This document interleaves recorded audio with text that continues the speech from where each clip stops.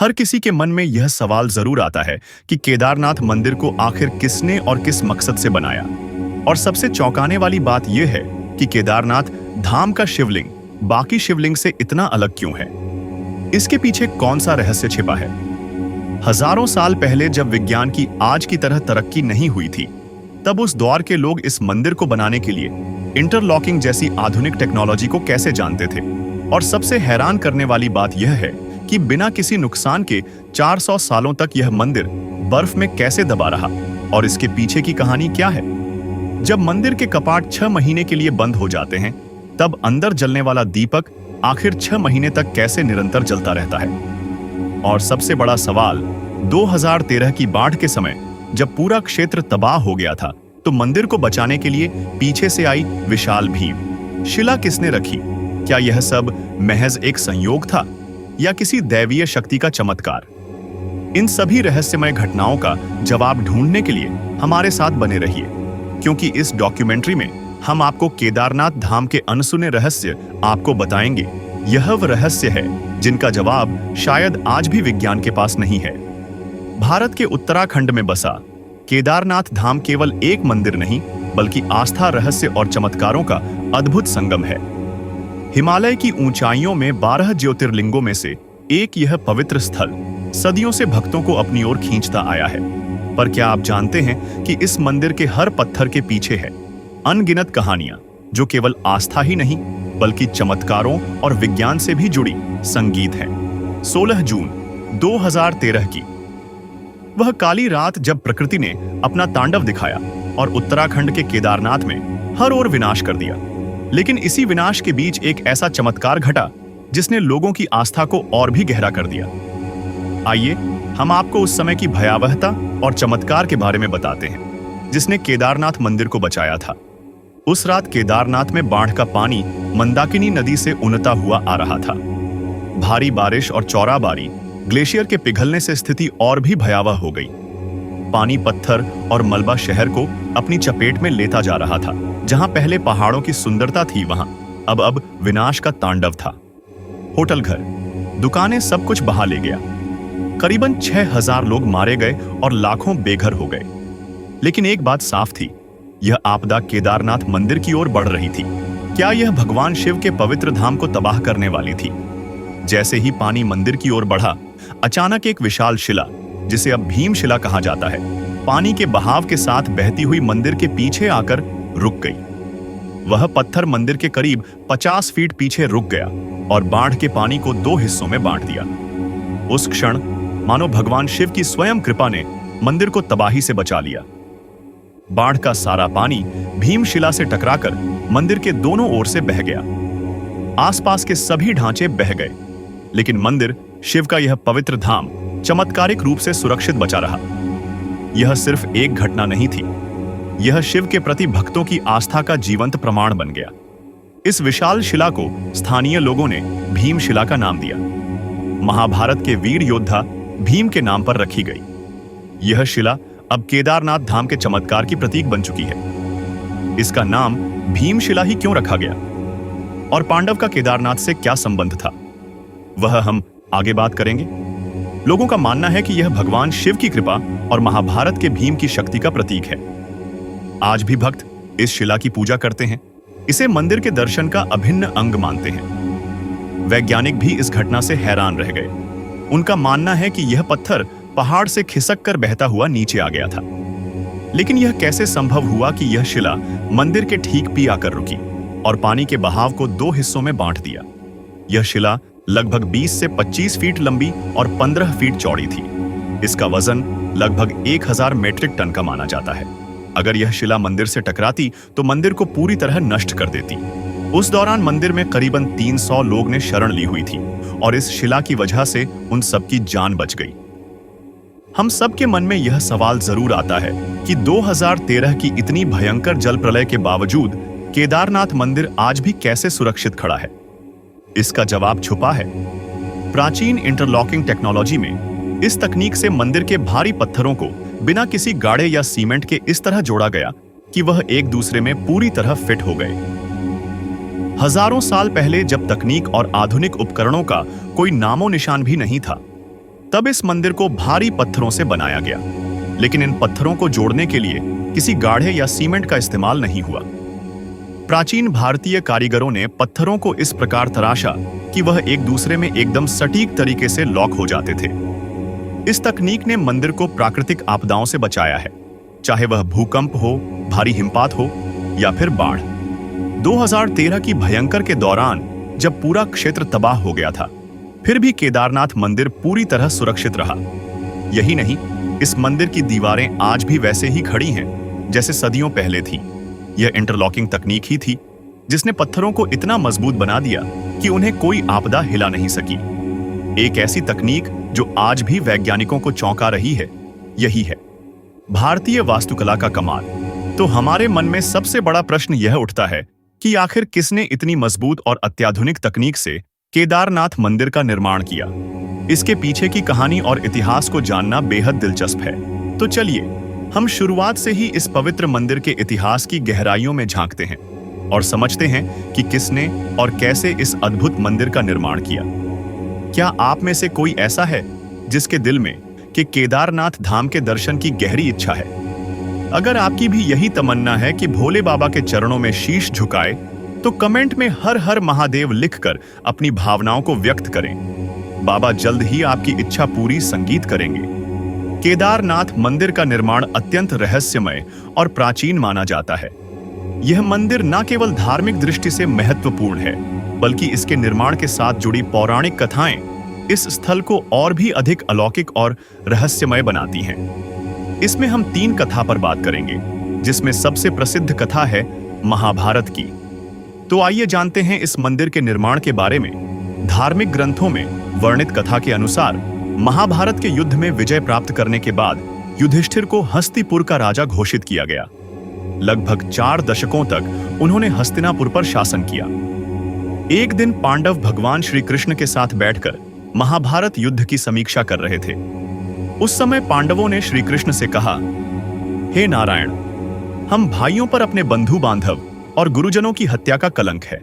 इस कलंक को कैसे मिटाया जाए? श्री कृष्ण ने उत्तर दिया, भले ही तुमने युद्ध में विजय प्राप्त की हो, लेकिन तुमने अपने बंधु बांधव का वध किया है और इसके कारण तुम पाप के भागी बने हो। इन पापों से मुक्ति सिर्फ महादेव ही दिला सकते हैं। इसलिए अब समय आ गया है कि तुम महादेव की शरण में जाओ।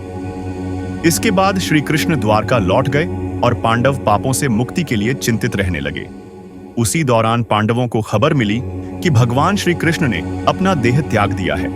इस दुखद समाचार ने पांडवों को झकझोर दिया। अब जब उनके सदा के सहायक कृष्ण भी नहीं रहे, पांडवों ने अपने राज्य परीक्षित को सौंप दिया और द्रौपदी सहित भगवान शिव की तलाश में निकल पड़े। सबसे पहले पांडव काशी पहुंचे, लेकिन वहां भोलेनाथ के दर्शन नहीं हुए। वे कई अन्य स्थानों पर भी गए, परंतु जहां भी पांडव पहुंचते, शिवजी वहां से चले जाते। इस खोज में वे एक दिन हिमालय तक आ पहुंचे। तब भगवान शिव ने पांडवों को आता देख नंदी का रूप धारण कर लिया और पशुओं के झुंड में चले गए। भगवान शिव को पाने के लिए भीम ने एक योजना बनाई। उन्होंने विशाल रूप धारण कर अपने पैर केदार पर्वत के दोनों ओर फैला दिए, ताकि कोई भी पशु उनके पैरों के बीच से निकल सके। लेकिन नंदी रूपी भगवान शिव ने ऐसा नहीं किया। तभी भीम ने नंदी को पहचान लिया और पकड़ने का प्रयास किया, लेकिन शिवजी धरती में समाने लगे। भीम ने उनका पिछला हिस्सा पकड़ लिया। भगवान शिव पांडवों की भक्ति से प्रसन्न हुए और उन्हें दर्शन देकर उनके पापों से मुक्त कर दिया। तभी से भगवान शिव यहाँ नंदी की पीठ के रूप में पूजे जाते हैं। इसी वजह से केदारनाथ का शिवलिंग बाकी शिवलिंग से अलग है। ऐसा कहा जाता है कि जब भगवान शिव ने पांडवों को उनके पापों से मुक्त किया और उनका प्रायश्चित स्वीकार किया, तब पांडवों ने केदारनाथ मंदिर का निर्माण करवाया। यह भी कहा जाता है कि भगवान शिव का शरीर पृथ्वी के अलग अलग हिस्सों में प्रकट हुआ, जिससे पंच केदार की उत्पत्ति हुई। भगवान शिव का मुख नेपाल के पशुपतिनाथ मंदिर में भुजाएं, तुंगनाथ में मुख, रुद्रनाथ में नाभि, मदमहेश्वर में और जटाय कल्पेश्वर में प्रकट हुई। यही 5 स्थान पंच केदार के रूप में पूजित है। केदारनाथ को पंच केदार में सबसे प्रमुख माना जाता है, क्योंकि यहाँ भगवान शिव के पीठ रूप की पूजा की जाती है। केदारनाथ मंदिर निर्माण का दूसरा सबसे पुराना और महत्वपूर्ण पौराणिक संदर्भ भगवान विष्णु के अवतार नर नारायण राशि की तपस्या से जुड़ा हुआ है। शिव पुराण की कोटि रुद्र संहिता में उल्लेख है कि बद्री वन में भगवान विष्णु के अवतार नर नारायण पार्थिव शिवलिंग बनाकर उनकी पूजा करते थे। कहते हैं कि नर नारायण की घोर तपस्या से प्रसन्न होकर भगवान शिव उनके सामने प्रकट हुए और उनसे वरदान मांगने को कहा। नर नारायण ने भगवान शिव से प्रार्थना की कि वे इस पवित्र स्थान पर सदैव ज्योतिर्लिंग के रूप में निवास करें ताकि सभी भक्त उन्हें साक्षात देख सके। भगवान शिव ने यह वरदान स्वीकार किया और तब से यहां उनकी पूजा ज्योतिर्लिंग के रूप में होती है। इस कथा के अनुसार केदारनाथ का ज्योतिर्लिंग भगवान शिव का एक महत्वपूर्ण रूप है जो नर नारायण की तपस के कारण स्थापित हुआ। यह स्थान शिव और विष्णु की अद्वितीय एकता का प्रतीक है, जहां शिवजी केदारनाथ में ज्योतिर्लिंग के रूप में और विष्णु जी बद्रीनाथ धाम में विराजमान हैं। कहा जाता है कि 8वीं शताब्दी में आदि शंकराचार्य ने केदारनाथ मंदिर का पुनर्निर्माण करवाया और हिंदू धर्म के पुनर्जागरण में महत्वपूर्ण भूमिका निभाई। उन्होंने केदारनाथ मंदिर में ज्योतिर्लिंग की स्थापना की और इस मंदिर को एक प्रमुख तीर्थ स्थल के रूप में स्थापित किया। आदि शंकराचार्य ने केदारनाथ में अपने अंतिम दिन बिताए और यहीं पर उन्होंने मोक्ष प्राप्त किया। उनकी समाधि आज भी केदारनाथ मंदिर के पीछे स्थित है, जहां भक्त उनकी पूजा और स्मरण करते हैं। हाल के प्रमुख इतिहासकार डॉक्टर शिव प्रसाद डबराल का मानना है शैव संप्रदाय के अनुयायी आदि शंकराचार्य और उनके छात्रों के आने से बहुत पहले इस क्षेत्र में सक्रिय थे। इस मान्यता के आधार पर यह संभव है कि मंदिर की प्राचीनता को सटीक रूप से निर्धारित करना मुश्किल हो, खासकर जब पाली या ब्राह्मी भाषा में लिखी गई लिपि को अब तक पूरी तरह पढ़ा नहीं जा सका है। मध्य प्रदेश के ग्वालियर राज्य में पाए गए एक पत्थर के शिलालेख से यह पुष्टि होती है कि मालवा के राजा भोज, जिन्होंने 1077 से 1099 ईस्वी तक शासन किया था, वह केदारनाथ मंदिर के निर्माण के लिए जिम्मेदार थे। इस दावे का समर्थन एपिग्राफिया इंडिका खंड एक नामक ग्रंथ से भी होता है। यह शिलालेख एक महत्वपूर्ण प्रमाण है जो राजा भोज के समय के दौरान मंदिर के निर्माण का संकेत देता है। साल 18,828 के अनुसार केदारनाथ मंदिर का एक बड़ा हिस्सा पत्थर से निर्मित है, जिसमें सोने का मलम्मा चढ़ा हुआ एक टॉवर गर्भगृह की छत पर मौजूद है। मंदिर के सामने पंडों के पक्के मकान तीर्थ यात्रियों के ठहरने के लिए हैं, जबकि पुजारी या पुरोहित भवन के दक्षिणी ओर रहते हैं। इस विवरण के अनुसार मंदिर का वर्तमान ढांचा अपेक्षाकृत नया है, जबकि पुराना भवन गिरकर नष्ट हो चुका था। केदारनाथ मंदिर कितने साल पुराना हो सकता है और इसका निर्माण किसने करवाया होगा, आपको हैरान कर देगा। यह केदारनाथ धाम के इतिहास का वह हिस्सा है जब यह भव्य मंदिर 400 साल तक बर्फ में दबा रहा और फिर भी सुरक्षित बचा रहा। यह कैसे संभव हुआ? क्या यह भगवान शिव की कृपा थी या प्रकृति के अद्भुत विज्ञान का चमत्कार? इस रहस्य को समझने के लिए हमें इतिहास के पन्नों में और गहरे उतरना होगा। ऐसा कहा जाता है कि 13वीं से 17वीं शताब्दी तक केदारनाथ मंदिर लगभग 400 वर्षों तक बर्फ की मोटी परत के नीचे दबा रहा। इसे छोटा युग भी कहा जाता है, जब हिमालय में ग्लेशियरों का विस्तार इतना बढ़ गया था कि केदारनाथ धाम जैसे बड़े क्षेत्र पूरी तरह बर्फ में समा गए। लेकिन सबसे चौंकाने वाली बात यह है कि इतने वर्षों तक बर्फ के नीचे दबे रहने के बावजूद मंदिर की संरचना को कोई गंभीर नुकसान नहीं पहुंचा। देहरादून स्थित Wadia institute of Himalayan geology के वैज्ञानिकों ने इस रहस्य पर अध्ययन किया। वैज्ञानिक विजय जोशी के नेतृत्व में इस क्षेत्र की गहन जांच की गई और यह पाया गया कि मंदिर की दीवारों और पत्थरों पर आज भी बर्फ के दबाव और हिमनदीय गतिविधियों के निशान साफ देखे जा सकते हैं। लेकिन जो सबसे खास बात सामने आई वह थी मंदिर की पत्थरों की लुमिनस डेटिंग, जिससे यह प्रमाणित हुआ कि मंदिर उस दौर में बर्फ के नीचे दबा रहा। तो क्या यह केवल स्थापत्य कौशल था या कोई और रहस्यमय शक्ति? केदारनाथ मंदिर की मजबूत संरचना ने इसे बर्फ के नीचे दबने के बावजूद पूरी तरह से सुरक्षित रखा। मंदिर का निर्माण विशाल पत्थरों से हुआ है, जिन्हें इंटरलॉकिंग तकनीक से जोड़ा गया है। बिना सीमेंट के इन पत्थरों की आपस में जकड़ इतनी मजबूत थी कि बर्फ का भारी दबाव भी इसे हिला नहीं सका। केदारनाथ और रामेश्वरम के बीच का गहरा जियोइकल अलाइनमेंट। यह वाकई एक चौंकाने वाली बात है। सोचिए, यह दोनों मंदिर एक सीधी रेखा में कैसे हो सकते हैं, जबकि यह हजारों किलोमीटर दूर है। जब आप इस रहस्य के बारे में जानेंगे तो हैरान रह जाएंगे। यह प्राचीन भारतीय ज्ञान और वास्तुकला का एक अद्भुत उदाहरण है, जिसे आज की आधुनिक दुनिया में समझना कठिन है। क्या आपने कभी सोचा है कि केदारनाथ और रामेश्वरम जैसे थे मंदिर कैसे एक ही रेखा पर हो सकते हैं? यह रहस्य न सिर्फ श्रद्धालुओं को बल्कि वैज्ञानिकों को भी हैरान कर चुका है। उत्तराखंड के केदारनाथ और दक्षिण भारत के रामेश्वरम ज्योतिर्लिंग 79 डिग्री देशांतर रेखा पर स्थित है।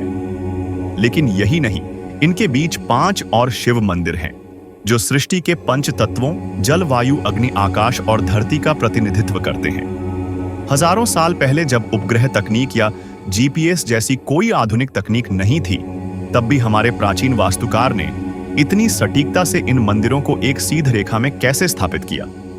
यह जानकर हैरानी होती है कि केदारनाथ और रामेश्वरम के बीच 2383 किलोमीटर की दूरी है, और इन 7 मंदिरों का एक ही रेखा में होना महज संयोग नहीं हो सकता। इन मंदिरों की स्थापना 1500 से 2000 साल पहले हुई थी, और वैज्ञानिक दृष्टिकोण से यह एक अद्भुत ज्योमेट्रिक अलाइनमेंट का हिस्सा है। यह सिर्फ धार्मिक नहीं बल्कि ब्रह्मांडी संतुलन की भी एक झलक देता है। यह इस बात का प्रमाण है कि हमारे पूर्वजों के पास गहरे वास्तुकला और भूगोल का ज्ञान था। इस अद्भुत 79 डिग्री देशांतर रेखा के बारे में बात करें। इस रेखा पर केदारनाथ और रामेश्वरम के बीच 5 और महत्वपूर्ण मंदिर स्थित हैं: कालेश्वर, श्री कालाहस्ती, एकम्बरेश्वर, अरुणाचलेश्वर और चिदंबरम मंदिर। यह सोचने पर मजबूर कर देता है कि कैसे प्राचीन वास्तुकार ने बिना किसी आधुनिक तकनीक के यह सब किया। उज्जैन के महर्षि पाणिनि संस्कृत विश्वविद्यालय के प्रोफेसर डॉक्टर उपेंद्र भार्गव का भी यही कहना है। यह तथ्य सही कि यह मंदिर 79 डिग्री देशांतर पर स्थित है। हालांकि इनकी स्थापना अलग अलग समय पर हुई, इसलिए यह कहना कठिन है कि इन्हें किसी विशेष जियोमेट्रिकल अलाइनमेंट के तहत बनाया गया था। लेकिन एक बात निश्चित है, इन मंदिरों की स्थापना में अक्षांश और देशांतर का पूरा ध्यान रखा गया था और वास्तु सिद्धांतों का सटीक पालन किया गया है। यह रहस्य आज भी बना हुआ है, जो हम प्राचीन भारतीय ज्ञान और विज्ञान की गहराई से रूबरू कराता है। ऐसे में क्या आप भी सोच रहे हैं कि यह सब कैसे संभव हुआ? क्या यह महज संयोग है या प्राचीन ज्ञान का कोई अदृश्य सूत्र? यह सवाल हम सभी को सोचने पर मजबूर करता है। क्या आपको पता है कि विमान का कॉन्सेप्ट प्राचीन भारतीय शास्त्रों में मिलता है और आज भी लोग इसका उपयोग करते हैं? केदारनाथ के उस रहस्य की बात करते हैं जो सालों से भक्तों और वैज्ञानिकों को हैरान कर रहा है। हर साल जब केदारनाथ मंदिर के कपाट सर्दियों में बंद हो जाते हैं, तो मंदिर के अंदर जलने वाला दीपक अगले 6 महीने तक बिना बुझा रहता है। यह कैसे संभव है, जबकि कोई भी व्यक्ति वहां मौजूद नहीं होता? और इतना ही नहीं, जब मंदिर के कपाट बंद होते हैं तो सवाल यह उठता है कि इस दौरान शिवलिंग की पूजा कौन करता है? मंदिर के कपाट बंद होने के बाद यह रहस्यमय घटनाएं आज भी लोगों के लिए एक गहरे आश्चर्य का विषय है, जिसे ना तो पूरी तरह से समझा जा सका है और ना ही वैज्ञानिक इसका कोई ठोस प्रमाण दे पाए हैं। हर साल सर्दियों में भाई दूज के बाद जब बर्फ की सफेद चादर हिमालय पर फैल जाती है और इंसानों की पहुंच इस ऊंचाई तक नामुमकिन हो जाती है, तब केदारनाथ के कपाट बंद कर दिए जाते हैं। करीब 6 महीने तक यह मंदिर बंद रहता है। पौराणिक कथाओं के अनुसार जब सर्दियों के दौरान केदारनाथ मंदिर के कपाट बंद होते हैं, तब देवता और गंधर्व यहां आकर भगवान शिव की पूजा करते हैं। यह माना जाता है कि जब मंदिर में आम लोगों की पूजा बंद हो जाती है, तब भगवान शिव देवताओं और गंधर्व के साथ यहां निवास करते हैं। जब मंदिर के कपाट बंद किए जाते हैं, तब मंदिर के अंदर एक दीपक जलाया जाता है। यह दीपक बिना किसी देखरेख के पूरे 6 महीने तक अविरत जलता रहता है, और जब कपाट फिर से खोले जाते हैं, तब यह दीपक जलता हुआ मिलता है, जैसे मानो उस जगह पर शिव की दिव्यता कभी भी नहीं बुझती। क्या यह सच में किसी चमत्कार से कम है?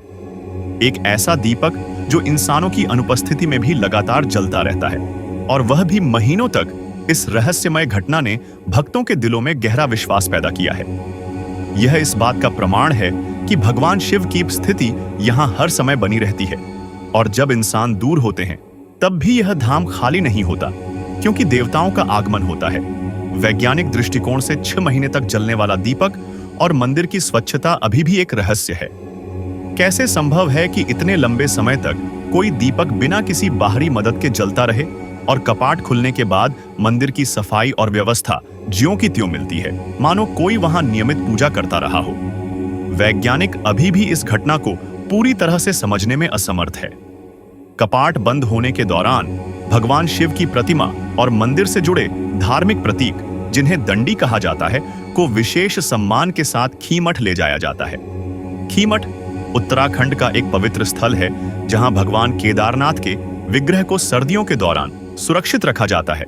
वहां भगवान शिव की पूजा 6 महीने तक नियमित रूप से जारी रहती है।